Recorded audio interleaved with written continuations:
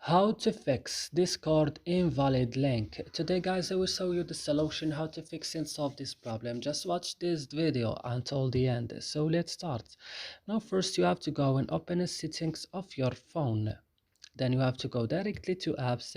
On apps, as you can see, you will find all the applications that you have on your phone, so you will search just for Discord. When you found Discord, now go directly to storage, and on storage go to clear data. Click OK and go back and click on for stop and click OK. And the last things is to go into Play Store and updating your Discord again. And that's it. I hope this video is helpful for you. Don't forget to like and subscribe in our channel. See you in another video.